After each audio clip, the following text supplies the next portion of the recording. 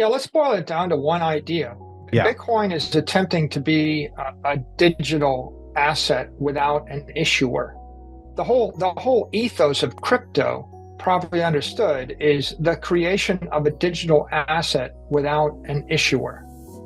That idea or aspiration has been achieved by Bitcoin.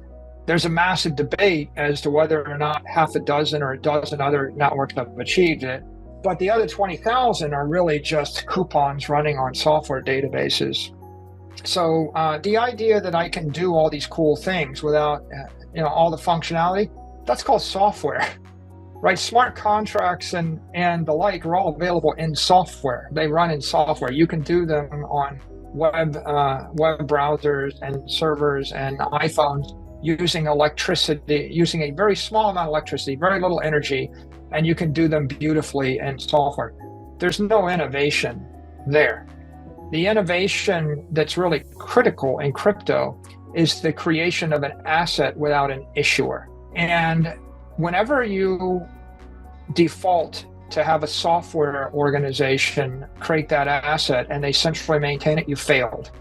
You haven't created a crypto, you've created a software program. It may be a software program running on 20 computers instead of one computer, but you're just creating a software program. And so therefore there's no breakthrough there. The only the sleight of hand here is somehow to say, well, Bitcoin is a digital asset without an issuer, and we're sort of like Bitcoin, but we have a lot more features and don't use electricity, so favor us.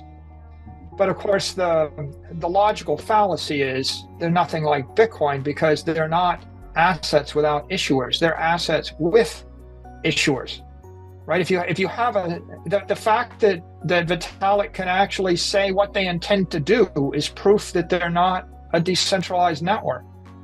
A true crypto network doesn't have anybody that can tell you what's going to happen next. That's why Satoshi disappeared. The creation of a crypto asset without an issuer is the innovation. Bitcoin is one step beyond that, right? If you create a digital asset without an issuer, you've created a commodity, a digital commodity. But you haven't created digital money or a digital scarcity. If you want to create the perfect digital money, you don't just want a commodity, right? Remember stock to flow, right? So silver is a commodity that makes bad money.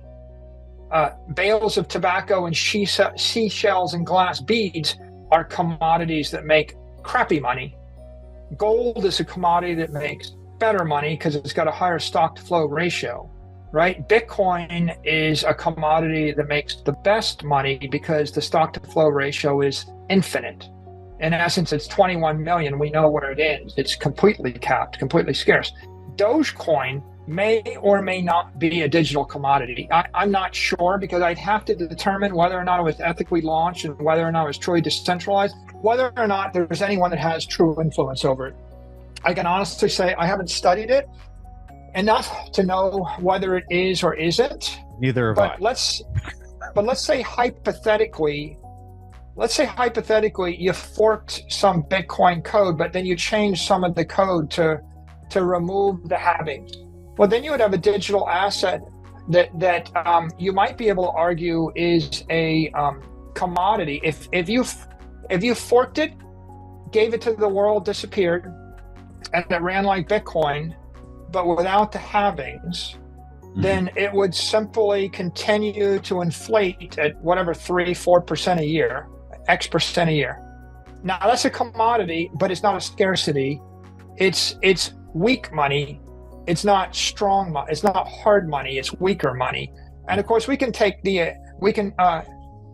make an ethical argument that you should be able to trade it on a crypto exchange without filing a registration statement. The thing that's missing right now is the ability to actually apply to the CFTC or the SEC and submit your crypto network and say this token should be deemed a commodity, right? But let's say that they've already agreed Bitcoin is a commodity. There's nobody to apply because it's so decentralized that there's no one left. But I could just take the protocol and submit it, and I could say, look, no one has the power to change it. The protocol hasn't substantially changed in years and years and years. Is this commodity? They would probably say yes. I don't see an issuer. There's no ICO. There's no pre-mine. There's no one that seems to have it. Satoshi looks like Satoshi mined a lot of coins, but they haven't moved and Satoshi's gone. So yeah, it looks like a commodity. If I forked Bitcoin in the year 2022 and I removed the halving and Bitcoin's just gonna, and this is like Bitcoin Lite, or weak coin, we'll call it. I could create minor coin, and I fork that and I submit that application to the CFTC and I say, look, there's like 27 miners that are mining minor coin. Is this a security or commodity? If I did it in a fair and equitable fashion, it would be a digital asset without an issuer. You're allowed to do a little bit of software engineering. Like you can copy and paste the code, change the halving line, and issue it to the public domain.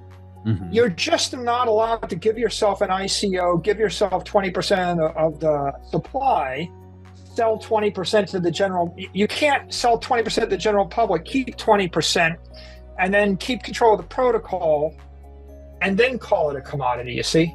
In this particular case, the minor achievement, which we should recognize as an achievement, is the creation of a digital commodity. Mm-hmm. But the brilliant achievement is the creation of a digital scarcity. So what you said is right in a way. That is, Satoshi's genius is creating digital scarcity, a digital commodity without an issuer, but the thing that makes it scarce is the protocol. Another way to say it is, right, like not all digital commodities are equally good. Mm-hmm. Just like not all commodities are equally good, right? I mean, copper versus silver versus gold, they're all commodities. One is harder than the other. So you can have a superior protocol or an inferior protocol. What I would say with Bitcoin is, and what I would say with crypto is, you have to have energy, a proprietary energy, to create the decentralized secure network that creates a commodity or creates an asset with an issuer. You need that. You have choices how you build the hardware, but anybody can build any hardware they want. So the SHA-256 protocol, which is a software decision, determined the hardware that followed, and now people are creating hardware optimized for that software. So the genetic code was set. There are other genetic codes that could result in digital assets without an issuer. There are also other genetic codes, there are other software protocols that could result in digital assets without an issuer that are also scarce. You could create a Bitcoin copy that's capped at 21 million coins, but the difficulty adjustment takes place every 4 weeks instead of every 2 weeks. Mm-hmm. And the halving takes place every 5 years instead of every 4 years. And it would still be a scarcity, but it would be a different network, a different protocol. Would one be better than the other? Maybe.